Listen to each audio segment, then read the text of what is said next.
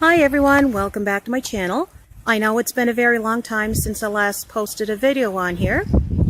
I've been volunteering twice a week all summer here at the Cape Breton Miners Museum, which is in Glace Bay, Nova Scotia, Canada. I'm standing in front of one of the two company houses. One side is set up to look like it was from the 1850s, and the other company house I'll be taking you on a tour through is set up to look like it was from 1900. So without further ado, come on, I'll show you around. We're coming in the entrance now of the company house, which is set up to look like it was from the 1850s. And right here is where the lady of the house would cook the meals for her family on the open hearth. And even in the cold winter months here, when there wasn't much in the way of insulation, the kids were able to camp out on the floor here so they'd be able to keep warm. And over here is the master bedroom where the parents slept and where the youngest kids in the family would sleep in their cradles. So alright, I'll take you down to the boarders room.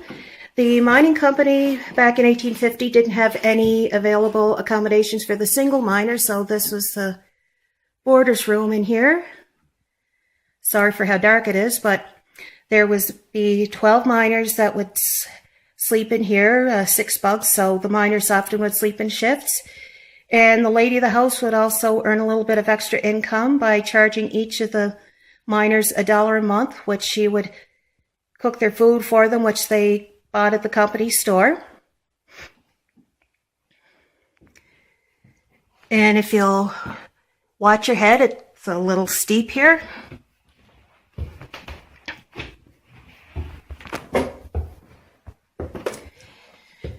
It was nothing for a coal miner's family to have anywhere between 10 to 15 children. And these two smaller bedrooms right here, over here, and another one in here. It was nothing to have anywhere between 7 or 8 kids sleeping to a room. And also when the single miners were charged $1 a month for, to have the lady of the house not only cook their food, which, like I said, they had to buy at the company store, and the lady of the house would also wash their laundry for them.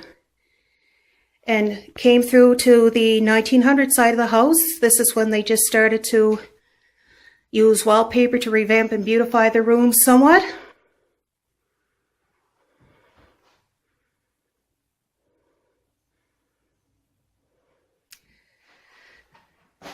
So again, you'll have to watch your head coming down.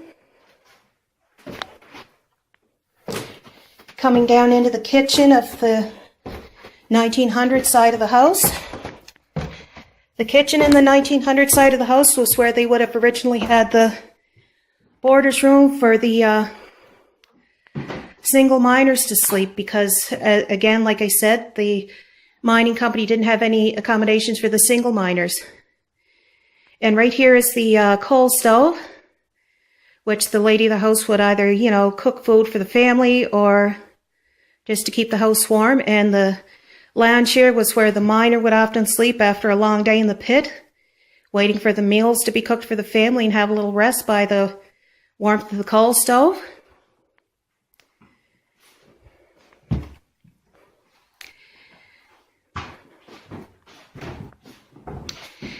And right here is the pantry where often the food and other things would be stored. And this is often how laundry was washed back in the day, so for a woman of 1900s and onward, this was, doing a wash would be considered an all-day event. And the little thing right up top there with the lever is how they used to wring the extra water out of the clothing.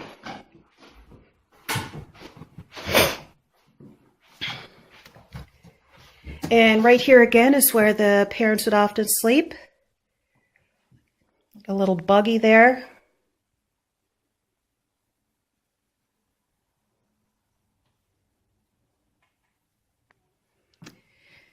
And we'll end off the tour for you here in the front parlor.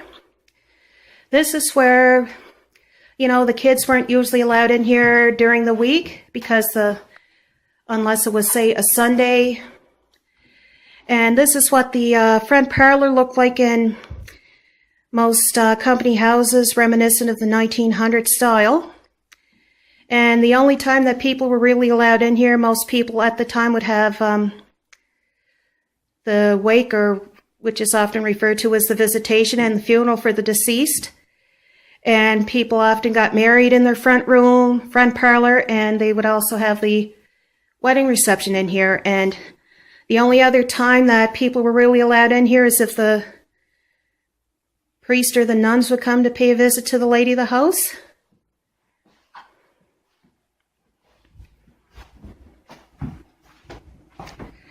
I'm now standing in front of the company store, which is where the coal miners were pretty much obligated to get anything and everything that they needed for either themselves or for their family.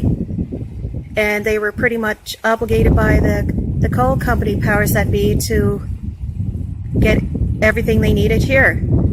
Granted, there was stuff at a much cheaper rate elsewhere, but nope, the mining company told them either the company store or not at all. So I'll show you around. Here's the company store, and it was often sarcastically referred to as a pluck me by the miners and their families. And the reason why it was so often referred to as a pluck me was because before the miners would often get their pay slips, they'd have money plucked off their pay literally for things like rent for their home, doctor's visits even, and earlier when I showed you the coal stove in the 1900 style company house, the miners had to pay a weekly rent of 25 cents. Yes, that's right, a quarter a week, just for the privilege of using the coal stove. And anything that the miners got on credit here in the company store, that was often plucked out their pay as well. And it wasn't an uncommon situation either for miners to get their pay slips and not see a single red cent on their pay. And I don't know how many of you are familiar with the song called 16 Tons, sung by the late Tennessee Ernie Ford.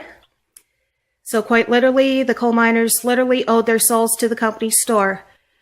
So as I'm showing you the items on the shelves behind the counter, I want you to mentally picture the fancy items that were on display, such as a nice cut of meat, maybe some cheese, or some nice bolt of fabric for the lady of the house to make something for the house, or clothing for their family. So this is just an example of some of the artifacts that might have been on display at the company store.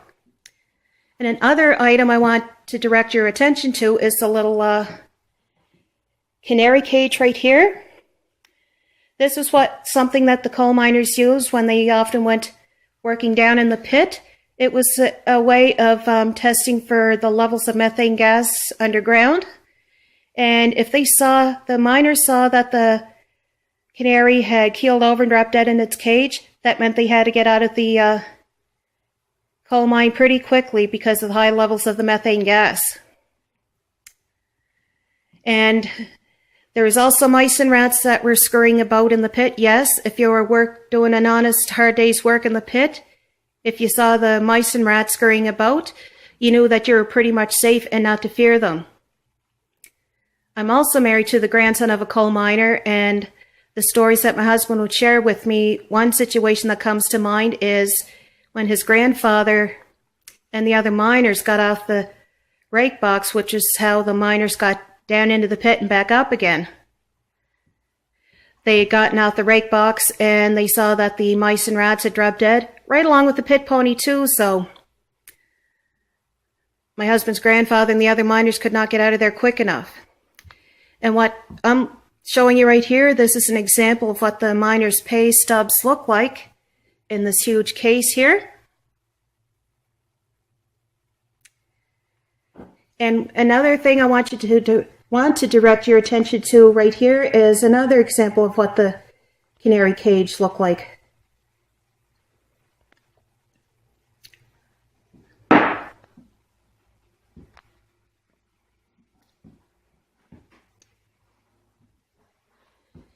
And this is the kerosene lantern. That's another one of the neat looking artifacts. And this item here, it was used for mixing things together to make a nice hard stick of butter. And right here is the butter press. You put the stuff to make the butter in here, just stamp it down, and voila, a nice block of butter. Excuse me. And another thing that was used to cut some cheese was if there was a wheel of cheese on display, this was the item right here that was used to cut it into quarters or half.